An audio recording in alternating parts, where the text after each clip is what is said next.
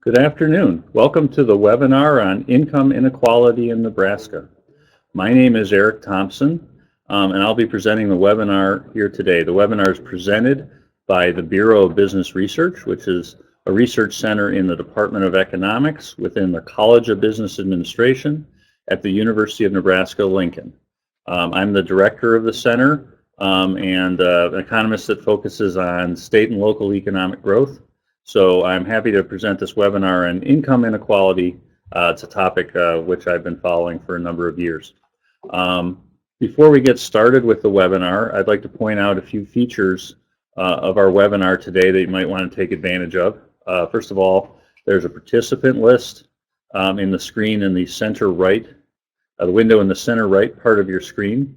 And there's also a chat room in the lower right part of the screen. So you're able to chat during the webinar with other participants in the webinar, and I encourage you to do so if it would help you learn from or enjoy the webinar. I should also note that you have an opportunity right now in the chat room, a link to go and register for our upcoming webinar next month, which will look at housing affordability in Nebraska. Other opportunities in terms of the webinar, you can see in the lower middle part of the screen, there's a question and answer window. So during the webinar or after the webinar is completed, you have an opportunity to type in your questions. We will be answering all of those questions at the end of the webinar after the PowerPoint presentation, but feel free to type a question at any point as it occurs to you. Lastly, in the upper middle part of your screen is a window that'll contain poll questions. So we are going to have 3 poll questions over the course of the webinar, which will give you an opportunity to register your opinion on several issues related to income inequality. And we'd love to see what the participants answer and incorporate that into the presentation. So with those points aside, I'm going to go ahead and get started and present our PowerPoint about income inequality here in the state of Nebraska. In terms of the outline, for the PowerPoint today, the topics we'll talk about, there's 4 things. First, we're going to look at some trends in wage and income inequality in Nebraska over the last 10 years. This is actually even a longer term phenomenon than just the last decade. There's been growing inequality in many parts of the United States over the last 3 or 4 decades. But we'll focus for today on what's been happening over the last 10 years. Then we're going to get into issues, well, why might this be happening? You can see 3 topics there: the role of technological progress, the role of social change, changes in the functioning of the labor market. So we'll go over those, but I think the underlying issue we want to address is, what is the meaning of the inequality? And you'll see there is some evidence that inequality is growing here in Nebraska as well as around the United States, continuing to grow to some extent. What does that mean? Does that mean there's something wrong with the functioning of the market economy that needs to be fixed? Or does that mean that there's changes going on in terms of technological process, social change, and there's implications of those changes for income inequality, but income inequality are really just reflecting those phenomenon rather than any underlying flaws in the market economy. So I think that's the main underlying question we want to answer. Okay, but let's go ahead and get started and look at the issue. What have been the recent trends over the last decade or so of income inequality in Nebraska? And then we have a related concept of inequality in hourly wages within Nebraska. We are going to focus on median hourly wage and median household income rather than the mean. You definitely want to focus on the median when you look at the issue of inequality. The mean will reflect the wages of high-income workers, low-income workers, middle-income workers, and average them all together. We're very interested in whether the mean household income is rising or falling in Nebraska, but that doesn't get at the issue of inequality. Inequality is more related to, are different workers, different households at different points in that income or wage distribution, are they all benefiting, or is there an inequality present where some groups of workers are benefiting but not others in terms of wage and income growth? So we're going to focus on the median, and then we're also going to focus on other key points in the wage or income distribution. So the median's the 50th percentile. If we're talking about household income, it means that 50% of households make less than that median household family, and 50% make more.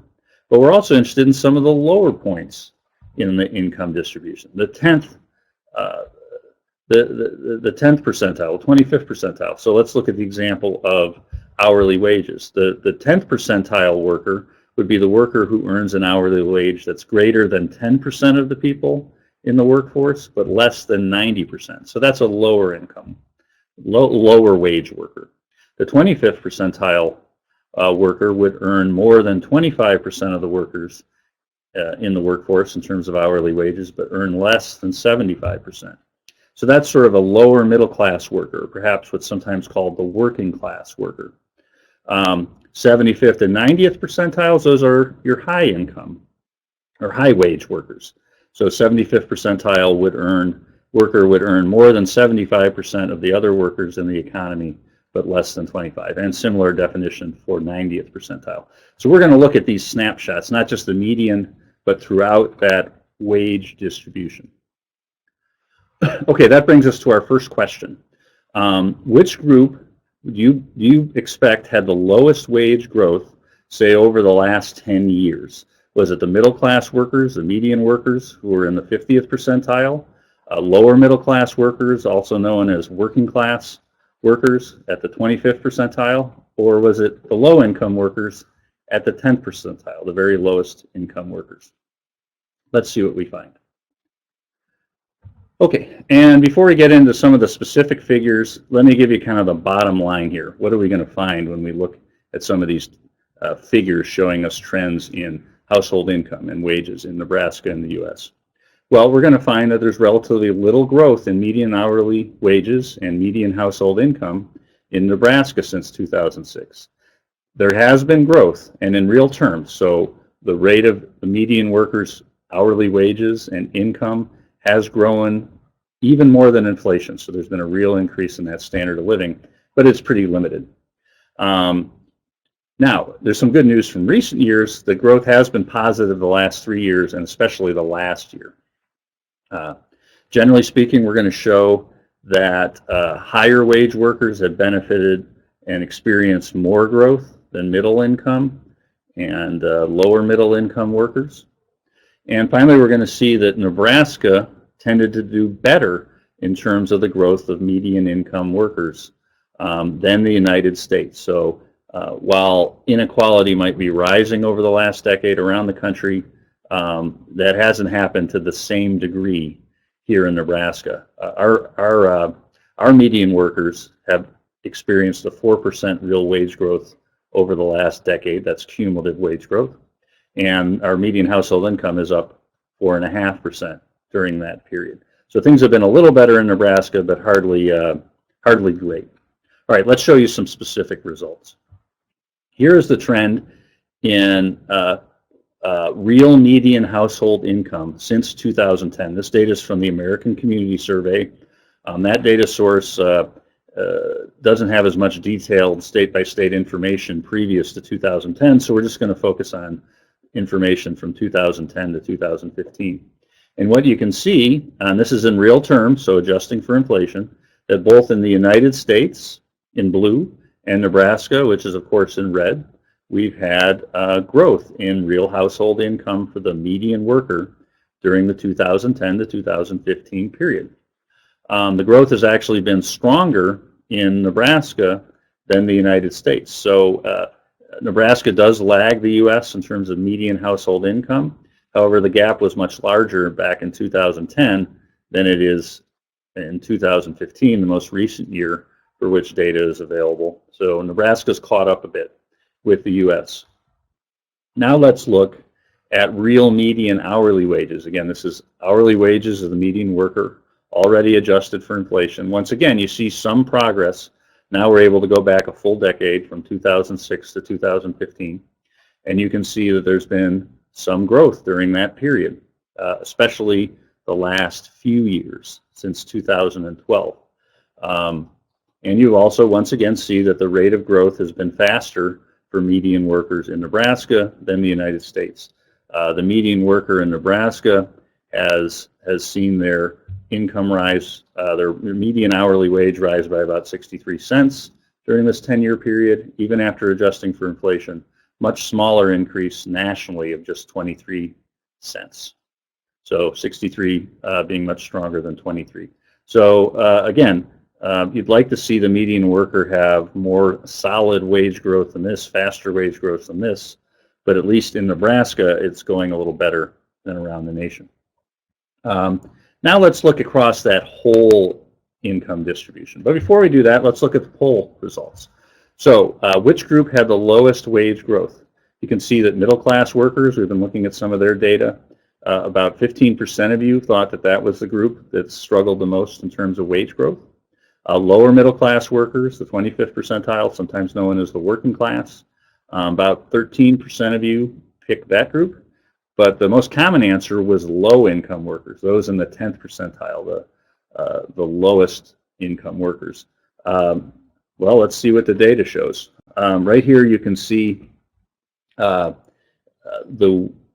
hourly wage growth for 5 different spots in the income distribution. I should mention here that we're doing nominal wage growth, so these percentages are not adjusted for inflation, but you can see a green bar on the left of the graph which shows you what the inflation rate or how much prices increased during that 10-year period. So the question when you look at the red and the blue bars is, are they taller than the green bar? If they are, then a particular group of workers did have real wage growth, faster wage growth than inflation. And you can see we're looking for both the U.S. in blue and Nebraska in red at 5 spots in the income distribution. We got the median workers there at the 50th percentile. We're showing those results here again.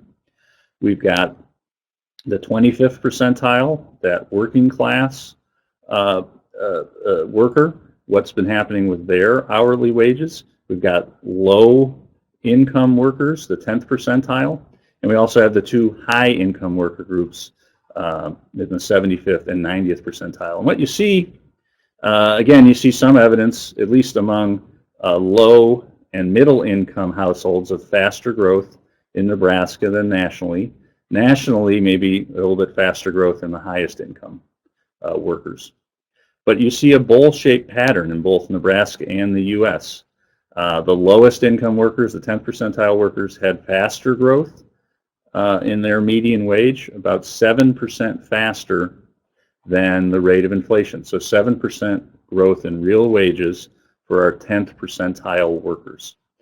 Then there's a big drop-off. The 25th percentile workers, their wages grew at basically the same rate as inflation, a little higher than inflation in Nebraska, but basically the same rate. So not much progress for your working class workers in terms of real wage growth. Middle class workers do a little bit better, about 4.5% above the rate of inflation, so some real wage growth like we showed earlier in those line graphs. And then when you get to the 75th and the 90th percentile, the high income workers, once again, a pattern of real wage growth that's much faster than the inflation during that 10-year period. So it's kind of a bowl-shaped pattern where the lower middle income and middle income workers are not really doing a lot better than inflation, and the lowest and highest income workers are. You see that for the U.S. and Nebraska. In fact, if you look at the blue bar under the 25th percentile, you see that the wages, hourly wages of working class people around the United States is actually growing less than the price level over the last decade. So the real wages have been falling. Fortunately, here in Nebraska, at least they've been keeping pace. Now, the news is a little better, especially in Nebraska, if you focus on just the last 3 years. You can look, you've got inflation again, just 3% cumulative inflation between 2012 and 2015, a period of real price stability. You can see nationally, you still, it's not as pronounced, but you still see that bowl-shaped pattern a little bit, especially the relatively rapid growth of the hourly wages of the 90th percentile workers. But in Nebraska, you see a very different pattern. strong real wage growth over the last 3 years for our working class workers in the 25th percentile. Very strong growth in our middle income workers, the middle class 50th percentile workers, and the 75th, the upper middle class. And 3 of those groups, the 25th, 50th, and 75th percentiles, grew faster than the 90th. So in Nebraska, we've made some progress on wage inequality over the last few years. So that's some good news. What we were trying to get into, we just saw some of the data on the trends in the wage and median wage and income, household income distribution. Now we're getting the issue of why is this happening? Again, I think the key underlying question is this the result of some underlying economic phenomenon related to very basic things like technological progress and social change? Or does this rising inequality, at least over the 10-year period, suggest that there's something wrong with the market economy that needs to be fixed? So let's start looking at some of these explanations and try to get at that big underlying question. The first explanation to look at is what's been the role of technological progress? Has that contributed to that bowl-shaped pattern we saw earlier, the hollowing out of the middle class? The argument here, and many economists have looked at this issue over the last decade, is that because of technological progress, there's been a rapid decline in the cost of computing power. We have a nice graph on that I can show you here. I think this is not surprising to anyone, but you can see between 1992 and 2015, the cost of producing computers and computing power has dropped 1,000-fold. So obviously, this creates big implications for the economy. If using computing has gotten so cheap, if there's tasks in the economy that you can replace workers with software or with robots or other technology, there's going to be a great incentive to do that more and more because of those falling costs of technology I just showed you. And indeed, the rapid decline in the cost of computing power has led to the use of machines and software replacing workers in what you might call routine occupations. These are occupations where people do repetitive tasks as opposed to tasks where the situation varies, either because the type of work you're doing is more high-skill work, where you're not doing the same routines over and over again, but changing what you're doing regularly. And it actually includes very low-skill work where you have to interact with the public and do things that computers are not able to do to the same degree as human beings. But in these more routine tasks, technology can, to some extent, replace people. So if you look at production occupations, some of those, the more routine, operating a drill press, operating a lathe,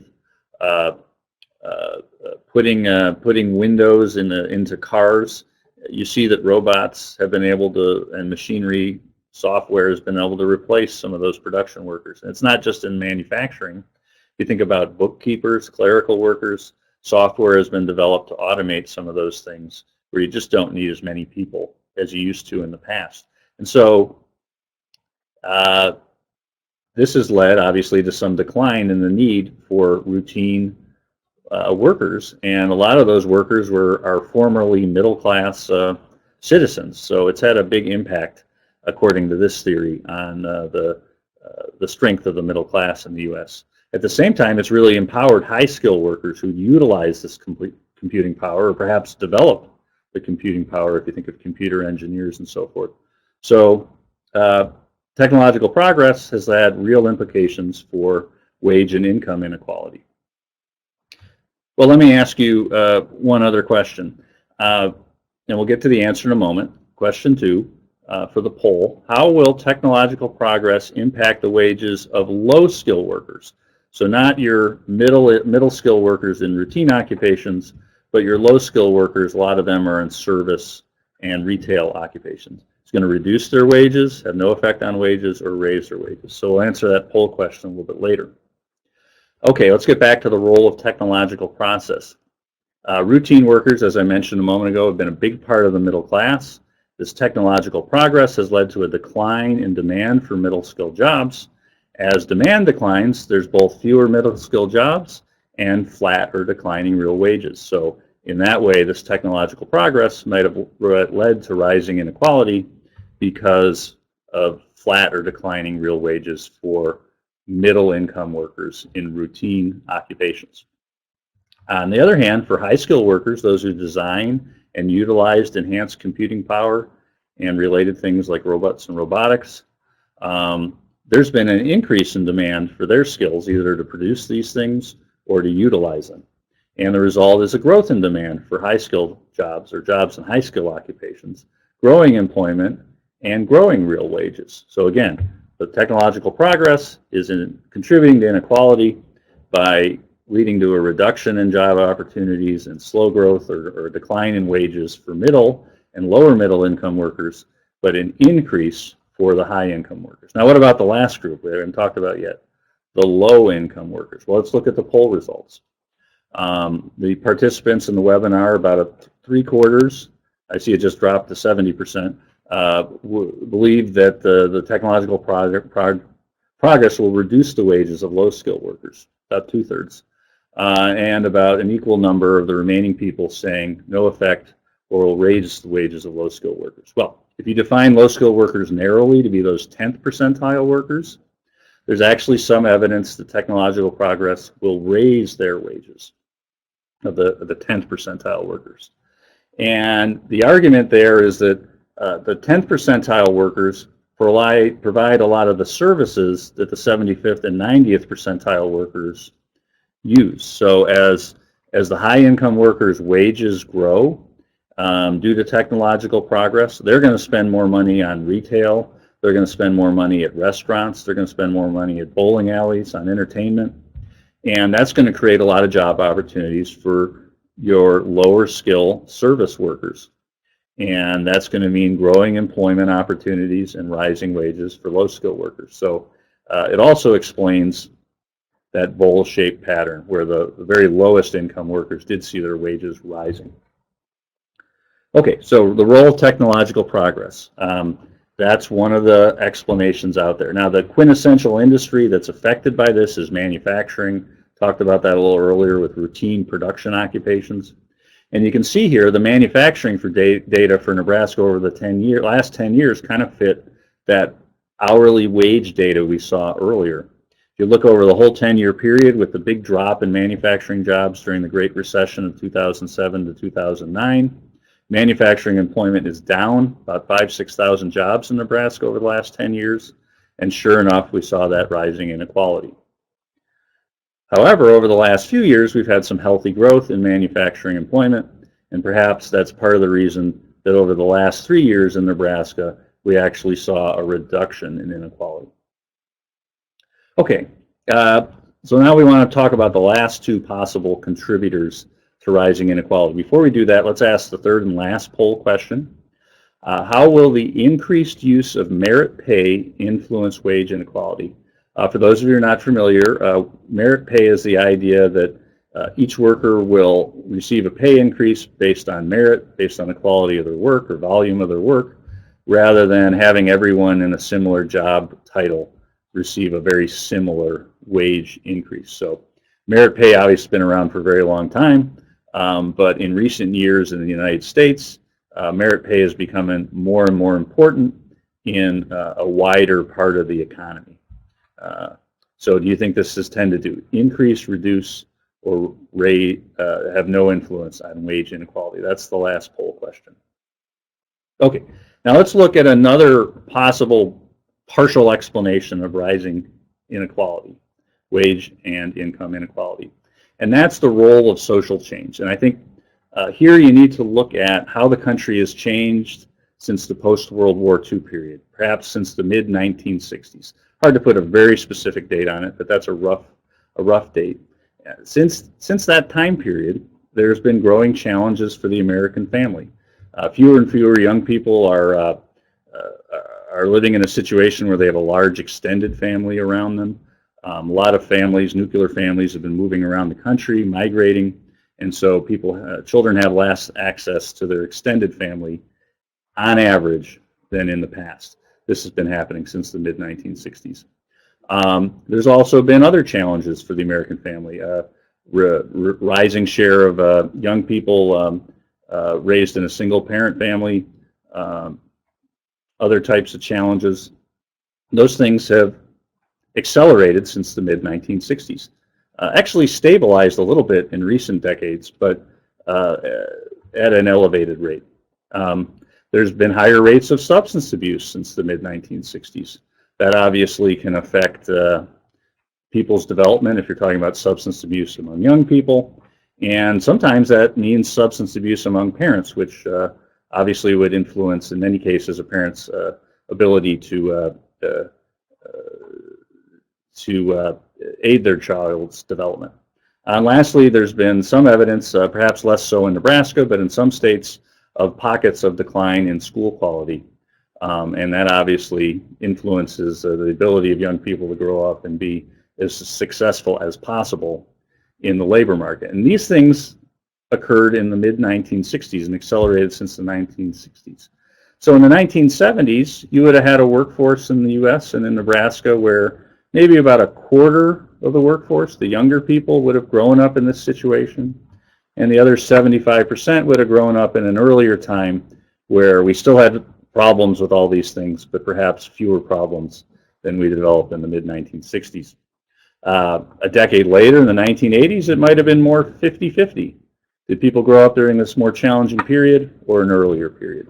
By the 1990s, maybe we got to 75%. By the 2000s, 2010s, maybe the whole workforce grew up in this period where it was a little bit more challenging to be a young person. So over time, this would have affected the quality of workers, not just because they grew up in a little bit more challenging circumstance, not anything they've done necessarily. So that could be one reason why you've had poor wage growth, if the quality of workers has been declining a little bit because childhood became more challenging than it had been in the past.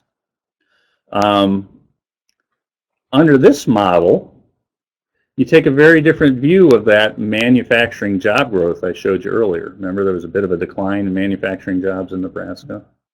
Under this social change view, it's actually social change which is contributing to the slow growth in manufacturing jobs rather than a slow growth in manufacturing jobs reducing opportunities for routine skill workers and leading to income inequality. So let me show you what I mean. You can see the point I'm talking about if you look at what Nebraska employers say about workers when they're trying to hire. Basically, a lot of Nebraska employers will argue, especially in manufacturing, that it's difficult to hire workers because of issues with worker quality. And they also indicate, in many cases, it's making them difficult for them to expand their manufacturing businesses around the country, sometimes here in Nebraska, because of a lack of qualified workers that they want to hire. So let's look at some of those results. We had an opportunity over the last few years, we at the Bureau of Business Research, to be involved in some surveying of businesses in Omaha, Lincoln, and Scottsbluff. And one of the things we asked is, for those employers, and many did, who indicated it was difficult to hire manufacturing workers, why? And they provide a variety of reasons. The workers don't have the right skills. There was a whole bunch of things that were asked about. But two of the interesting questions were, did poor work history among those workers? Did an inability to pass a background check among those workers, was that a factor influencing, making it difficult for you to hire? You can see these numbers are quite large, 40 to 60% essentially, depending on the city, indicating that a poor work history made it difficult to hire. This included workers that maybe had problems with absenteeism, problems with job hopping, changing jobs too often, other things that indicated people had trouble getting along in the workplace. And there was a significant issue with failed background checks. That's sometimes related to substance abuse, criminal records, and so forth. So this idea of social change affecting the economy, affecting industrial growth, is a companion, is a second explanation for rising wage inequality. It doesn't mean that technological progress isn't an issue, but it's suggesting that there's other things at work as well. Okay, let's look at the third poll results. So it was almost unanimous that that merit pay would lead to increased wage inequality, And let's look at that issue and a few others. The last topic we want to look at is how has the improved functioning of the labor market influenced wage inequality? Well, one way the labor market has really improved in recent years is the increased use of executive search firms. So these are firms that get hired by employers most often to find highly qualified, skilled workers when companies need to find highly qualified, skilled workers. And that need is so great that they don't mind hiring a company to help them with that. Well, with all those executive search firms out there, there's a lot of skilled workers that just get contacted. They're not looking for a job, but they hear from an executive search firm, hey, maybe you'd be interested in this job. Hey, maybe there's a job here that would be a good match for you. So all that effort by these executive search firms have over the last decade or so tended to get high-skilled workers who might have been in a good job, a job that was a good match for their skills, into a job that's even a better match for their skills. And these improved job matches may be one of the reasons that high-skilled workers' wages have been rising so rapidly. Another issue, and in a lot of ways you have to say it's an improved functioning of the labor market, is this idea of merit pay. So not everyone gets the same wage. It's those people who are doing the best job who get the biggest pay increase.